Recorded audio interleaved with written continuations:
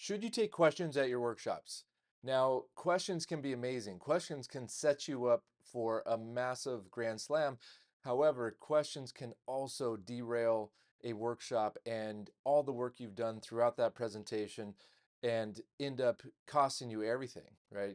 If you invested, obviously you invested time, but if you invested money on ads to attract people to your workshop and you allow questions to totally derail and throw off your close, then questions can be one of the most dangerous things at your workshop. So let's talk about this topic. It's one that I've dove into deeply. I've given over 300 presentations myself. I've coached people and helped them give over 10,000 and counting. And so I have lots and lots of experience and data on this. So here's the thing.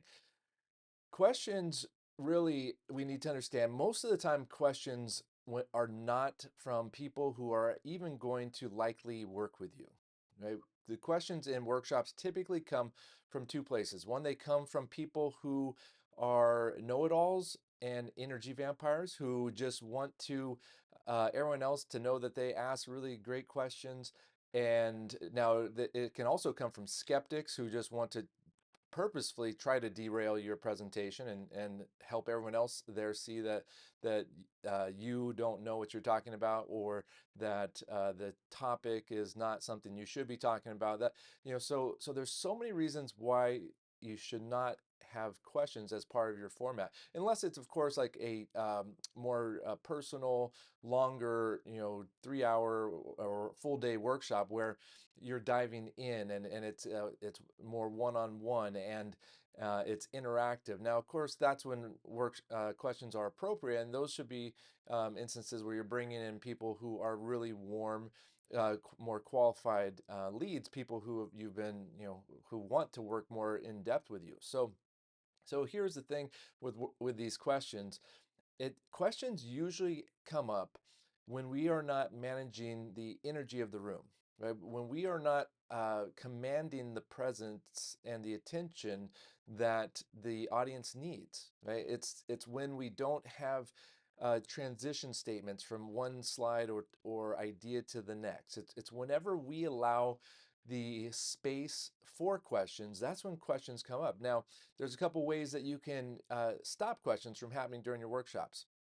Now, it's really a good idea as you're after you've handled, after you've built some rapport, trust, and credibility in the beginning, handled some of the most important objections, got agreement from your audience, and then now you're moving into the actual content. Now, this is when you handle the question component and say something to the effect of, "Hey, listen, we're gonna cover so much information tonight that I couldn't possibly, fill it all into just 1 hour. So I'm going to be talking really quickly. We're going to be sharing a ton. So I ask that any questions you have, you go ahead and save for the end. That way, we can make sure we get everyone home on time and cover all the material that we need to cover tonight, right? So that's a great way to handle it. Most people will honor that. Some people will forget. And so if they ask the question, you can answer it quickly if you can. Say, hey, that's a great question. I'm going to answer that one just really quick. But like for all any other questions, guys, let's make sure let's hold them to the end, okay?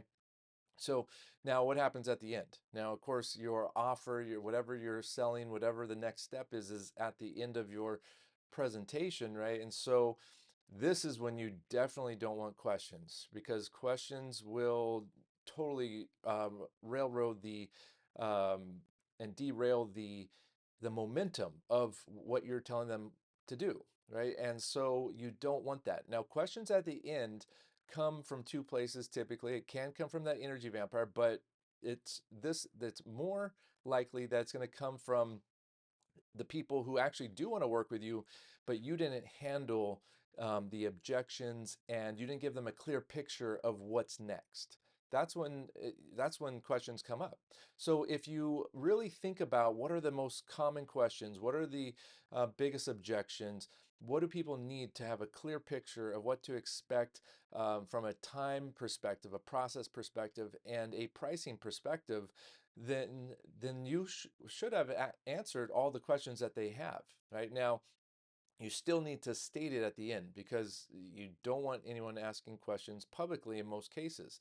So what you say, Hey, in just a moment, we're about to end the presentation. However, in the interest of time, I asked that let's not ask any questions here publicly. However, I will take any and all questions, and we'll be here for one-on-one questions for as long as you need me, right? And so that again, you're still taking questions, but you're going to handle it one-on-one, and that's important for two reasons. One, again, you don't want someone to just go on and on, or a skeptic to ask a question, or to you to fumble a question that decreases the logic, the emotional certainty that people have already in you, and the people who are ready to move forward now they're sitting there, and there's opportunities for them to change their mind, right? So you don't want that. The other reason you want to handle the questions one on one and really encourage it is that you're going to get people who need that. There's people who don't have enough emotional certainty yet.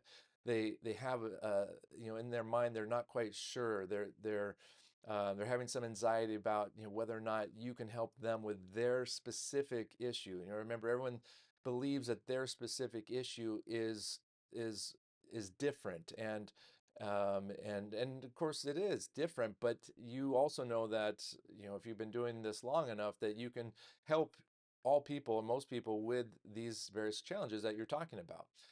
However, they need to know that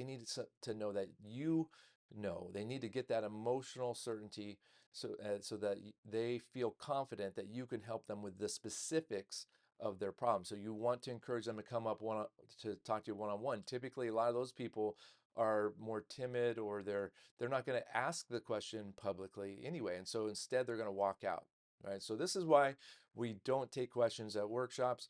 And I guarantee, if you start to employ this strategy with questions, that you will have way more people signing up, and you won't have those goose eggs where no one signs up, and you won't have this fluctuation that happens often with mini workshops where people do allow for questions. All right, thanks for watching, and let me know if you have any questions regarding workshops, because we got answers for you. All right, take care. Bye.